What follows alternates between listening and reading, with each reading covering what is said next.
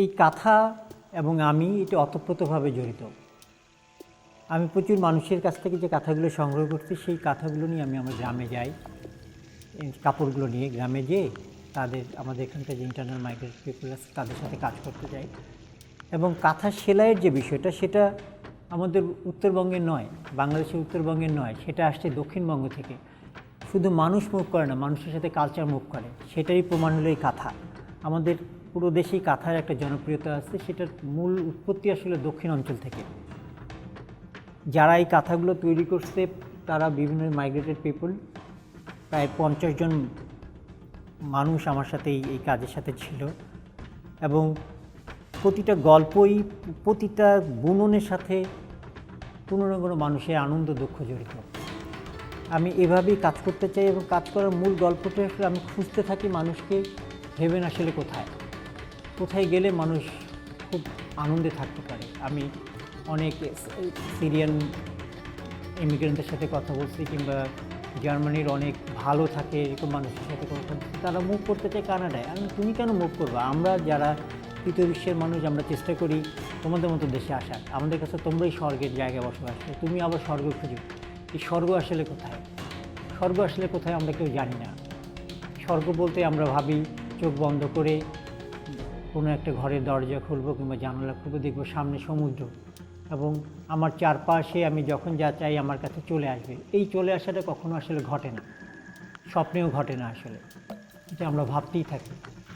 আসলে স্বর্গ, আমি মনে করি স্বর্গ আমার চারপাশ, আমার বড় হয়ে ওঠার সাথে স্বর্গ, আমার স্মৃতির সাথে স্বর্গ, আমার ছোটোবেলার বন্ধু যার সাথে আমি ছোটোবেলায় আম চুরি করতে যেতাম, ডাব চুরি করতে যেতাম, এখনও তার সাথে আমি কথা বলি, গল্প করি, সেটাই আমার স্বর্গ। আমার পরিবার আমার স্বর্গ। এই চারপাশ আমার সাথে থাকলেই আমি আমার জায়গায় থাকি। এটাই আমি আমার কাজের মাধ্যমে বোঝাতে চাই এবং এখনও আমি সেভাবেই কাজ করছি। এর রিসেন্ট আমি যে কাজটি করছি সেটা হলো, আপনারা জানেন হয়তো, রোহিঙ্গা পিপল মায়ানমার থেকে চলে আসে, তারা একটা ক্যাম্প তৈরি করে। ক্যাম্পটা যেখানে এখন, সেটা একসময় জঙ্গল ছিল, সেখানে 68 হাতির বসবাস। সেই হাতিগুলো এখন ট্র্যাপড হয়ে গেছে। আমার ইচ্ছা সেই হাতিগুলোকে ফ্রি করা। তাদের অ্যাটলিস্ট 70 কিলোমিটার জায়গা দরকার মাইগ্রেশনের জন্য। আমি তাদেরকে, ওই রোহিঙ্গাদের সাথে কাজ করছি এবং তাদের জামা কাপড়কে তাদের কাছ থেকে নিয়ে বিনিময়ে তাদেরকে নতুন কাপড় দিয়ে তারা কাপড় সেলাই করছে, যেটা হাতির স্কিন হিসেবে ব্যবহার করছে। সেই হাতিও তৈরি হচ্ছে, তারা তৈরি করছে, সেটা দিয়েই আমি আমার কাজ করছি। এবং এই হাতি প্রজেক্টটি ভাবার আগ পর্যন্ত সেখানে প্রায় 13 জন রোহিঙ্গা মারা গিয়েছে।